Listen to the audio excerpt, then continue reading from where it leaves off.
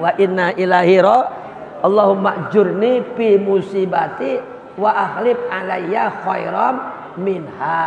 Atau inna lillahi saja wa inna ilahi. Nah, udah beres meninggal. Langkah pertama apa tuh? Kalau orang yang meninggal, langkah pertama orang yang meninggal tersebut dibuka baju semua. Baju yang nempel di si mayit dibuka.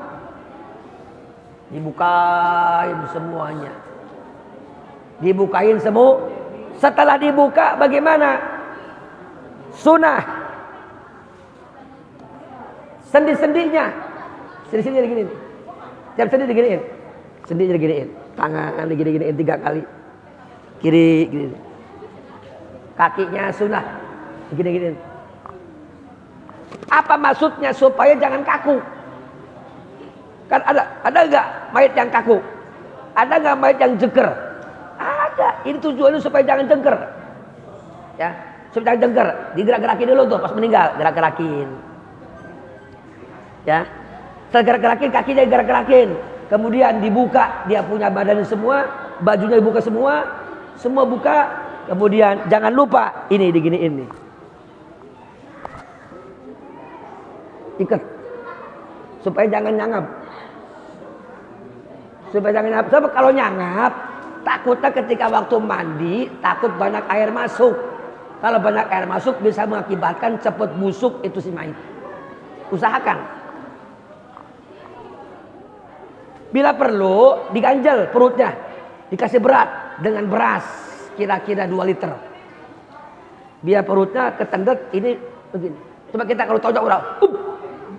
Betul nggak? Tojok orang. Ada nggak ngomong oh, ada nggak begitu? Nggak ada. Orang ketonjok perut pasti sama itu juga. Jadi ketendet ini nanti efeknya ini bakal mengkep. Ini ilmu juga.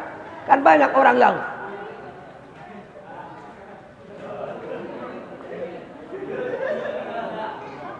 nah kalau kita udah punya ilmunya itu langkahnya kita langsung kita ikat dari sini ke sini. Anak muda jangan malu, jangan segan, itu ibadah. Kebanyakan memang orang sama mayit itu banyak yang jijik. Padahal mayit enggak najis, kenapa jijik? Apalagi ini musim corona begini ya Allah. Musim corona begini orang jarang yang berani megang mayit. Musim corona ini orang jarang yang berani takziah. Takziah nggak pernah lihat mayit, datang doang betul. Padahal kita mesti liatin, mafillahu warhamhu wa'afihi, minimal kita jarang. Iya ngisiin bak doang, ngisiin boskom doang, nggak pernah ngelihat. Padahal kan kita lihat mayitnya, kita doa. Yang penting bagi mayit kan doa. Tuh, ya udah beres. Ya, kita giniin, lalu kita kasih ya beras dah 2 liter biar dia ini. Kemudian ini begini. Ada orang Pak Ustadz, kalau hidup begini, kalau mati begini. Enggak. Tetap begini. Barulah kita tutup dengan kain dari kepala sampai kaki itu sunnah kita tutup semua. Ya, dari kaki kecuali kalau orang yang meninggalnya ihram. Kalau orang yang meninggalnya dalam keadaan ihram, meninggal, nggak boleh tutup kepala. Kamu nggak tahu? Orang meninggal lagi ihram haji atau ihram umroh, dia meninggal. Nah, ketika meninggal, waktu di kain kapan dan waktu ketika meninggal pun dia tidak boleh tutup kepalanya. Udah, segini aja dia tutup. Itu kenapa? Karena dia dalam keadaan ihram. Ihram itu kan dia nggak boleh tutup kepala. Itu kecuali orang yang dalam ihram. Kalau bukan ihram, tutup. Tergantung apa mau langsung dimandiin, apakah nunggu. Kalau memang mau langsung dibawa ke kuburan, hari itu juga boleh langsung dipandiin. Disolatin langsung dikubur. Tapi kalau kira-kira bakal besok dibawanya, lebih baik ntar aja pagi. Kok kenapa Pak Ustadz pagi? Karena mayit itu merasakan seperti orang yang hidup. Kalau kita meninggal, kalau kita hidup, malam-malam mandi, dingin nggak? Sama mayit juga. Mayit juga merasakan dingin.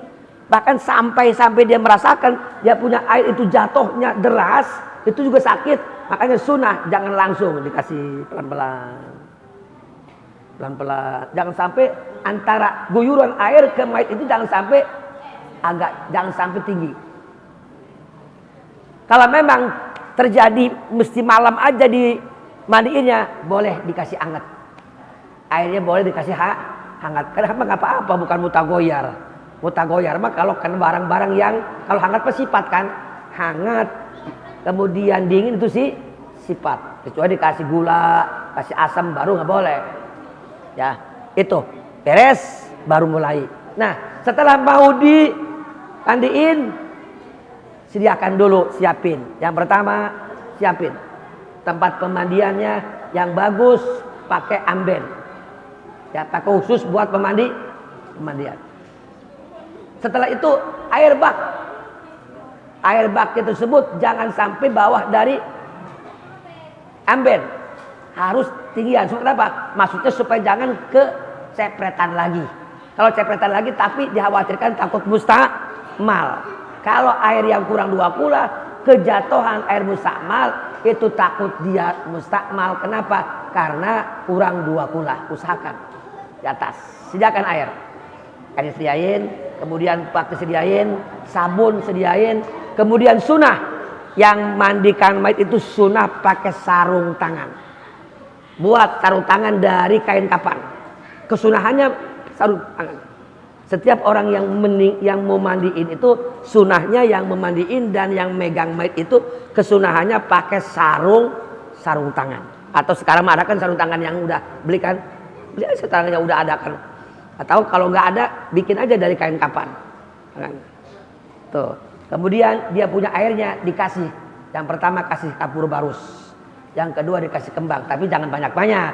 Kalau banyak-banyak bisa mutagoyar. Kemarin kan kalau mutagoyar yang kecil sedikit boleh.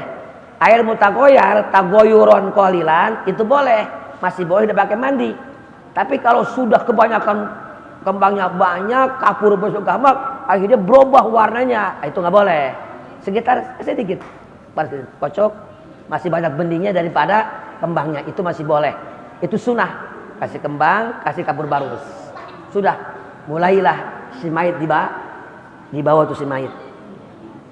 Begitu pas mayit dibawa, mana langkah yang pertama kita niat sunnah, niat mandiin wajib sunnah. Ya, mandinya wajib tapi niatnya sunnah. Kalau wudhu berbalik, ya niatnya wajib, wudhunya beres tuh, bingung tuh. Makanya apa? Yang niatnya sunnah tapi pelaksanaannya wajib. Yang pelaksanaannya wajib, yang niatnya wajib, pelaksanaannya sunnah. Teka-teki, coba ayo.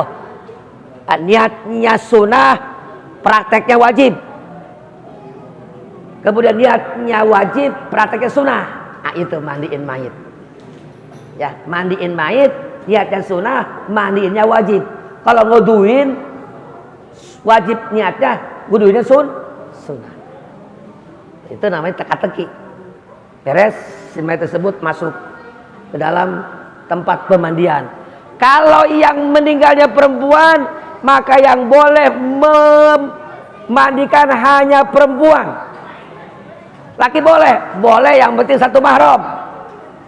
Apa itu satu mahram? Yang haram nikah, anak, cucu, itu menantu, itu boleh. Ya, suami boleh ikut mandiin.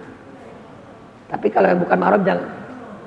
Yang bukan mahram jangan. Kalau mayitnya laki-laki, maka yang mandiin laki-laki. Yang mandiin laki-laki. Ya, atau boleh perempuan kalau anaknya, boleh perempuan kalau istrinya. Bagaimana kalau anak kecil yang belum balik, boleh enggak? Boleh mandiin laki-laki. Anak kecil perempuan boleh mandiin laki-laki. Itu pun kalau kagak ada perempuan. Yang meninggal perempuan, nggak ada perempuan yang berani mandiin, boleh laki-laki yang mandiin karena anaknya masih di bawah umur.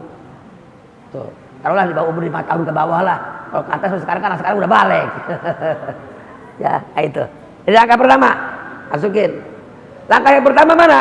Niat dulu nawaitul gusla, ya. Nawaitu gusla mana? Istibahat.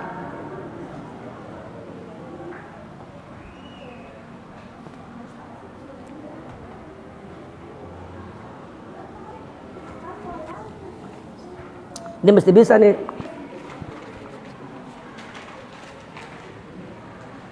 Nawaitul gusla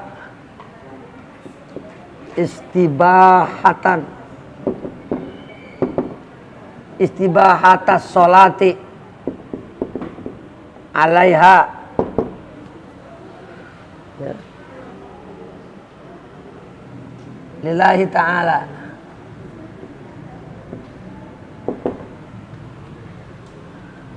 Saya niat nawaitul gusla, saya niat memandikan istibahatas sholat karena supaya boleh disolatkan alaiha, ya. Istibahatas sholati ala hadal mayit,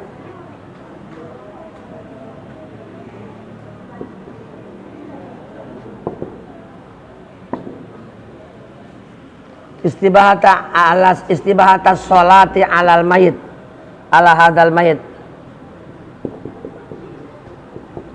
Sejak aku niat memandikan, ya, sejak aku niat memandikan ini mayit untuk boleh disolatkan.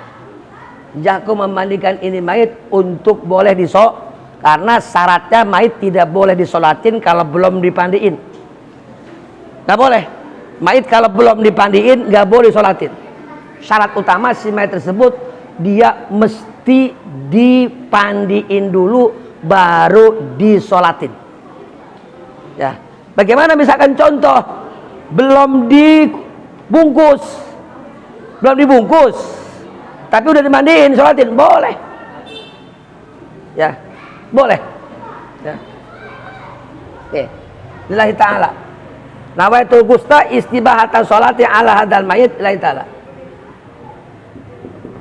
Jaku niat, ya, membandingkan ini mayit, sejak niat membandingkan ini mayit supaya boleh disolatkan, ya. Supaya boleh sholat atas mayit. Kalau niat wudunya nawaitul gusla, nawaitul wudu'a masnuna, ya, nawaitul gustal masnuna ala hadal mayit.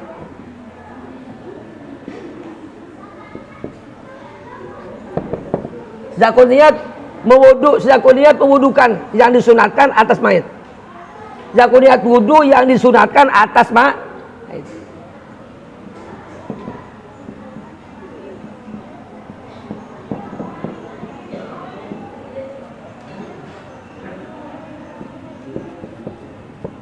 Jadi sejak aku niat mewudukan yang disunatkan atas mayit. Kalau ada ala ini berarti mengatakan menyolatkan. Kalau nggak ada ala berarti sholat aja. Makanya usolli ala hadal mayit berarti sejak aku menyolatkan ini mah. Kalau usolli nggak pakai hada, usollil mayiti berarti sholat di atas mayit. Makanya pakai hada, pakai ala itu berarti sejak aku sholat, sejak aku menyolatkan ini mah ini mayit. Setelah itu niatkan cukup aja satu orang yang mandiin kan satu orang yang mandiin, yang belakang yang lain ngebantuin. Nah, sekarang banyak ahlinya dah. Utamakan yang mandi itu yang ahli, yang udah bisa cara-caranya, sebab kalau nggak bisa nanti bahaya. Ya, ini kamu udah belajar ini. Ya, beres mandiin. Langkah pertama setelah kita niat nawaitul gusla istibahata hadal maiti, ya istibahata ala hadal maiti lillahi ta'ala. Zakon niat ya memandikan ini mayit supaya boleh disolatin. Itu aja, sejak niat memandikan ini mayit supaya boleh disolatkan. Dah, langkah pertama, si mayit didudukin. Setengah duduk. Dia punya kakinya ditegangin. Kemudian cebokin dulu. Langkah pertama cebokin. Suruh nyobekin anaknya, suruh nyebokin cucunya. Cuman nyebokin jangan langsung pakai tangan, pakai sarung tangan. Cebokin terus. Yang satu orang tuh ngurut dari dada ke bawah urut. urut dari bawah ke dada, urut terus diurut sampai tuntas cebok. Sebagaimana kita cebok sampai keset, hilang lender, hilang kotorannya udah nggak keluar, kemudian sudah keset, sudah keret, ya dipegang sama kita tuh, diambil lagi kainnya, coba masih ada nggak kotorannya? Jadinya makanya pakai kain kuning, pakai kain putih. Oh masih ada, berarti terus masih ada terus. Kalau sudah tidak ada dan air yang sudah keluar juga, kalau sudah bening itu kan keluar kotoran semua, terus keluar. Agak lama itu, tapi tergantung orang. Kalau emang dia mait waktu dia sakit yang jarang makan, ya sedikit keluarnya. Kalau yang sehat makan tiba-tiba meninggal, banyak keluarnya. Tergantung. Ya terus. lagi makan ya, makannya udah piring lagi. Terus beres, udah keret, beres udah. Tutupin lagi semua. Usahakan mayat itu dari mulai ditaruh sampai selesai meninggal, sampai selesai mandi, usahakan tutup. Dari kepala sampai kaki tutup. Pak guyur dari kepala terus 3 kali. Terus 3 kali. Terus dengan air yang biasa dulu, yang putih dulu. Beres, baringin lagi. Beres 3 kali. Dan kiri lagi 3 kali. Ya. Begitu beres, baru saat itu dengan sabun, sabun, jangan lupa kotoran-kotoran buang nih, kuku-kuku di bawah, jangan sampai ada kotoran ini, coba ini juga nih, terus ini juga kotoran ini, terus lipatan semua, sabun ini juga ke sabun, terus dubur juga ke sabun, beres, cuci lagi, beres, baru wuduin, ya baru wuduin. Jadi selalu dalam keadaan tertutup. Sebab kenapa? Kalau udah tertutup ini nanti langsung kena, tutup dengan kain. Cuman kainnya jangan yang baru, cari kainnya yang udah lama, yang udah kendor. Rata-rata pakai kain baru, jangan cari kain yang panjang, yang lama. Kalau lama kan dia kenuran sudah rusak kan, pasti air langsung masuk. Jangan yang baru cari. Kalau yang baru kadang-kala dia keluar warna, karena warnanya masih kalau udah lama kan nggak keluar warna. Itu pengaruh juga keluar bisa merubah air. Tuh, jangan yang baru, cari yang lama. Terus beres, wuduin. Firman kita ya, nawaitul du'a, ya nawaitul du'a al-masnuna ala hadal, zakuniat mewudukan ini mayit karena buka biasa. Ya, tangan kanan, tangan kiri, kepala, telinga, kaki udah beres, baru tutup lagi, baru siram lagi dengan air tadi tuh, air yang ada mawarnya, yang ada kembangnya, yang ada kembarusnya, siram lagi, terus 3 kali, biar rata, miringin, terus pastikan air semua masuk ke badan, ke kulit, jangan ada satupun yang bisa menghalangi datangnya air ke kulit. Kalau biasanya kalau dari rumah sakit kan suka ada bekas perban tuh, buka stoplas, buka segala macam, buka, itu bisa menghalangi datangnya air ke kulit. Nah, terus balik lagi ke kiri, terus siram, udah beres, baru ambil handuk, kain yang basah diambil, cecep, baru siap untuk dikapani. Nah, baru siap dikapani. Cuman langkah pertama jangan langsung dulu kita mandiin. Langkah pertama kita siapin kapan. Jangan main udah mandiin dia langsung kapan. Langkah pertama kapan dulu kita siapin, ya. Ini saja dulu, barangkali ada yang nanya mengenai hal tentang kematian, ya. Barangkali ini sama, kenapa kita semua calon camat ini. Camat semua ini calon mati kita. Ya, mesti bisa kita menghadapi perempuan, mesti bisa mandiin mayit. Laki-laki juga mesti bisa. Ya, modalnya berani, jangan takut, jangan jijik. Kalau kita takut, jijik, udah nggak bakal lah. Ya, ayo silakan. Yang mau nanya silakan.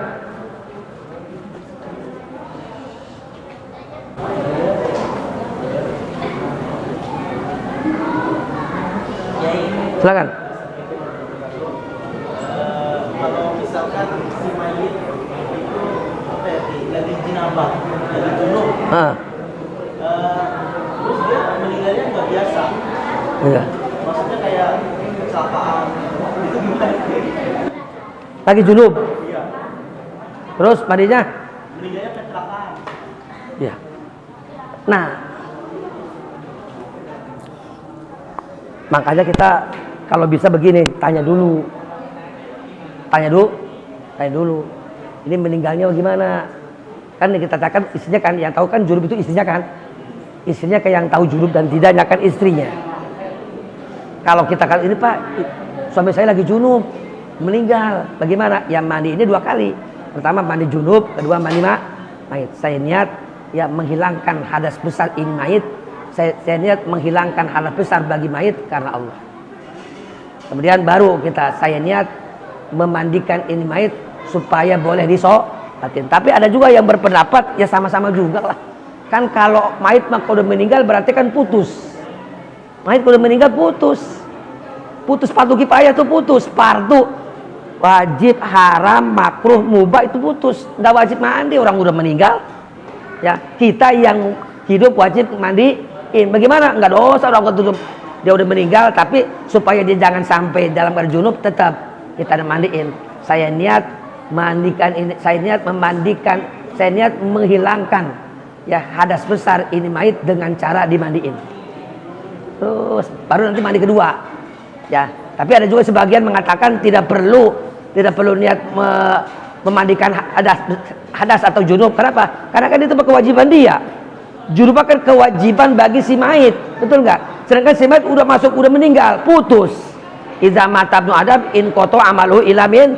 Kalau sudah ada meninggal putus, nggak sholat lagi, udah nggak ada wudhu lagi, udah nggak ada mandi junub lah. Paham? Terus. Cukup ya? Barangkali cukup segini saja pengajian kita, mudah-mudahan walaupun sedikit manfaat. Allahumma shalli ala sayyidina Muhammadin fil awwalin wal akhirin wa barik wa sallim radhiyallahu ta'ala an kulli sahabati rasul ajma'in. Allahumma anfa'na bima 'allamtana wa 'allimna ma yanfa'una wa zidna ilman nafi'a. Alhamdulillah ala kulli hal wa na'udzu billahi min hali ahli nar. Rabbana ya Allah atina fid dunya hasanah wa fil akhirati hasanah wa qina adzabannar. Wa sallallahu ala sayyidina Muhammad wa ala sayyidina Muhammad. Subhana rabbika rabbil izzati amma yasifun. Wassalamun ala mursalin walhamdulillahi rabbil alamin. Kurang lebih mohon maaf. Wassalamualaikum warahmatullahi wabarakatuh.